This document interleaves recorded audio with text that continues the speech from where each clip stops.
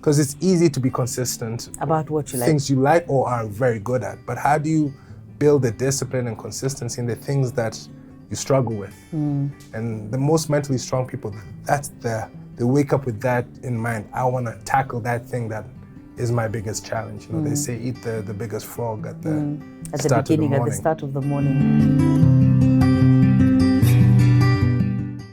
Hey everybody, my name is Angie Murenga. You're watching Just Angie. It's Lifestyle Thursday. It's the 27th day of January, and it's actually, Apostle George, our last Lifestyle Thursday. It's our last ever session of Just Angie the way that we know it, because I know everyone's going, oh, what's happening to Just Angie? We're changing what we do. I don't even know what we're doing next. But I believe I'm being pulled out of my comfort zone by the people behind this camera, so I'm not even going to look at their direction. But let's see what happens. So Just Angie is coming to an end. The way that we know Just Angie, the way we've been filming it for the last 4 years, is coming to an end this 31st of January, I think, with Mwangi Monday.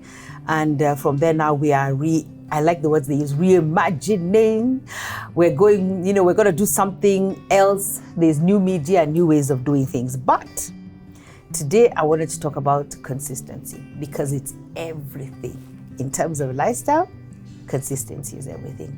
It is. It's everything.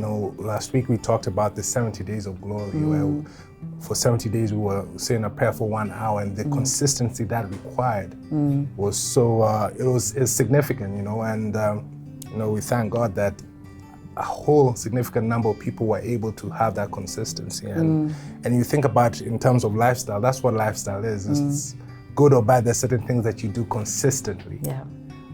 With your lifestyle and how you live your life. And one of the things you always teach us is that there are 7 different facets of a person. You have your spiritual, your solical, your physical, your social, your financial, your leadership, your career, and trying to again have consistency in each, but having clarity of what that represents in each. What's the goal that you're trying to get to in each of those facets? Yeah, and I think it's so important, because you can't have, let's say, a discipline and consistency in one part.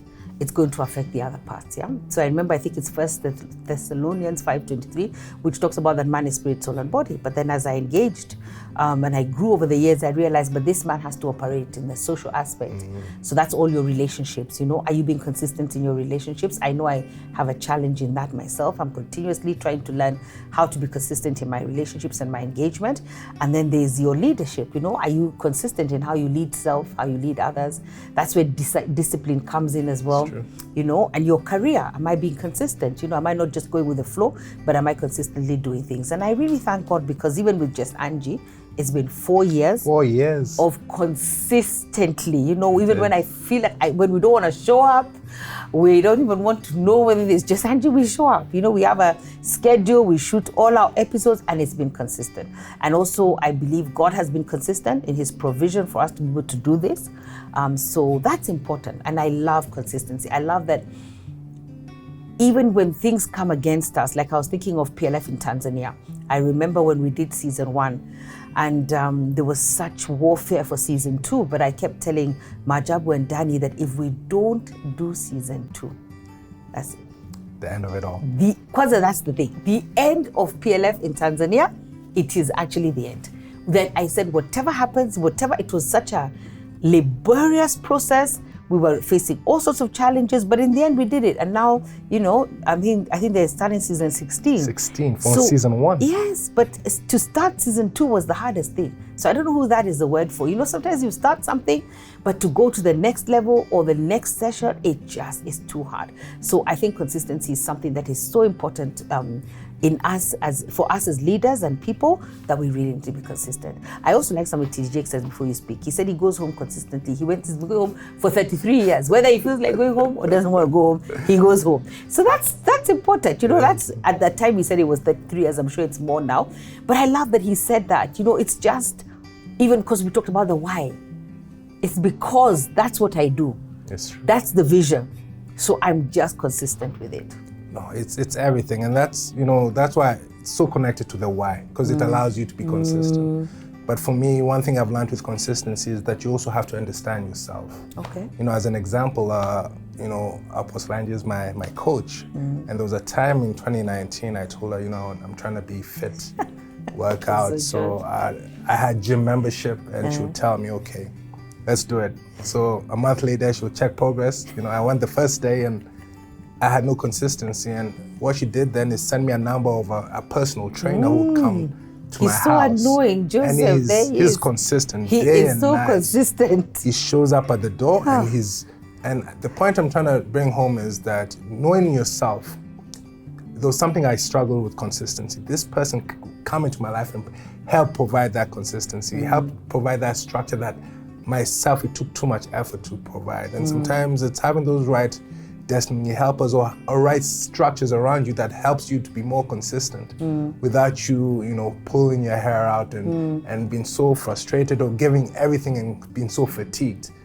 So, you know, it's always just to think about what are those things that can help me easier to be consistent. If you're very bad at eating, maybe you eat really badly, you make all the best food for you, but it's not good for your body. Maybe there's a chef or some other way that can help consistently so you can eat better. And some form of accountability, because what Joseph does for us is accountability. It's true. He's so annoying, but even now that you talk about, there's another angle I saw. So I think I've been working out with Joseph, I think for 4 years.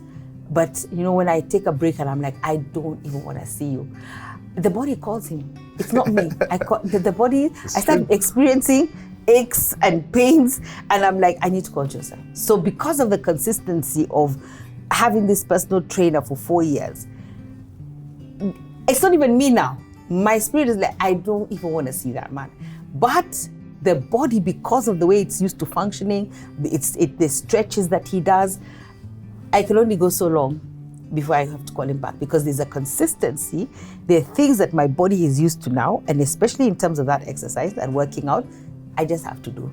There's no discussion about it. I think that's what consistency does. It's true. The actual, I don't know if that's making sense, but the actual thing begins to call out and cry out for that consistency. You know, even with children, you know, that's why they say there has to be consistency, even how you raise your children. They have to go to sleep at a certain hour. They have to eat at a certain hour.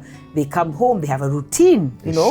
They shower at a certain hour, they eat something. So that routine is so important because, and the consistency of actually always doing it then creates something beautiful at the end. I always remember for Althea, like even for her dissertations, for her exams, all her projects were done earlier. She would hand them in earlier. And I remember one professor in Los Angeles asking me why.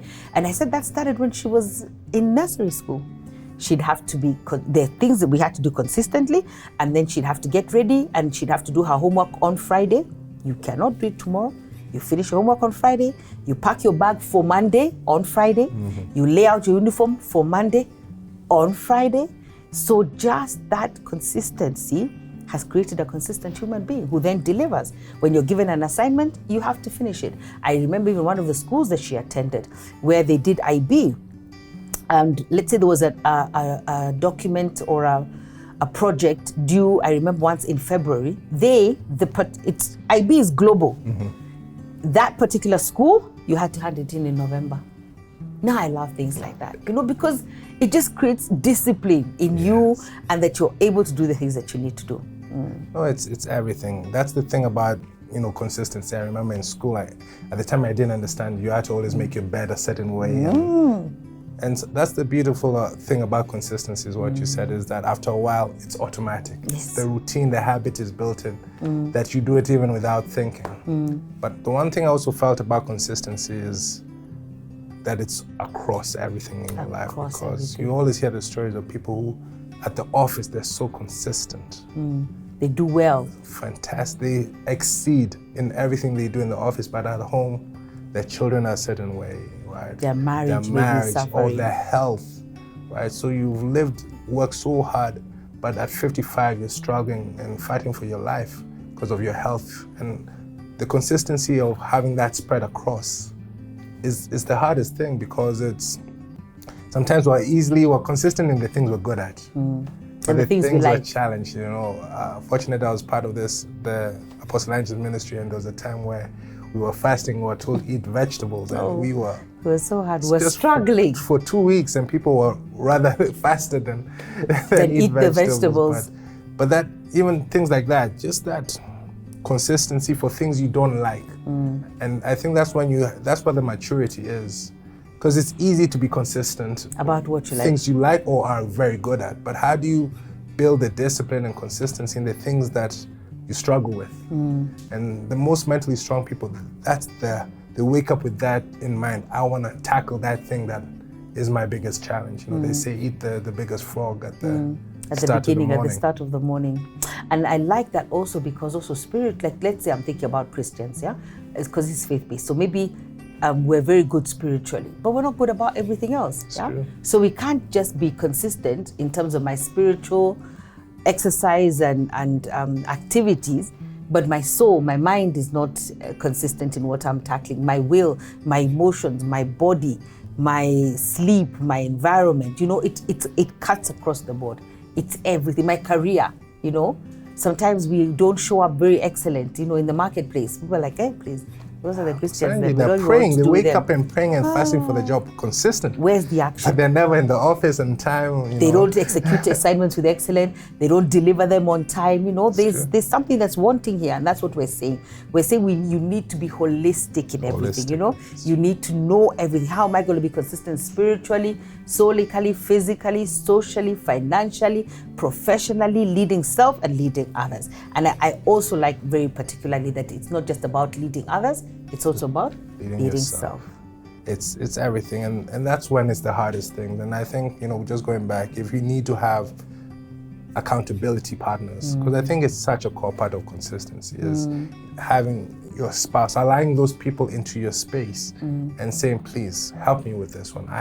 You're very, you know, financially is a key one, right? A lot of people, they struggle with financial budgeting and financial planning. If there's someone you know who's strong at it, engage them. See, how can you help me? Why do you always have money in December when the rest of us are struggling? You know, how do you do it? Learn, reading books, finding ways, because maybe the reason you're so challenged with consistency is the strategy that you're using is outdated. It's from last season, and it worked when you had little, but now that things have been expanding all around you, you need to go back and relearn new things so that it allows you to be easier to be consistent in that new season. Yeah, and also with God, I think, you know, when we want gifts and things from Him, He's looking for some consistency in something that He's already given you. Can you be consistently good at this? Can you be consistently faithful with this? So that I can then add more. Much more. But sometimes we want more, but we're not ready to do the work and be consistent in what He's already given us. So that is very, very important for us. We're so grateful. I'm really grateful to God that He's allowed us to be consistent with Just Angie. We have delivered it by the grace of God and for His glory with excellence. I would say with precision. We've delivered Sunday sermon, Mwangi Monday, Governance Monday, and Lifestyle Thursday for 4 years. And that's a season now. Now looking forward to going into what God has ordained for us. But our challenge to you as we gracefully bow out is be consistent. Be consistent. God bless you. Bye. We'll miss you. But look out to see what's coming next. Yes. Bye-bye.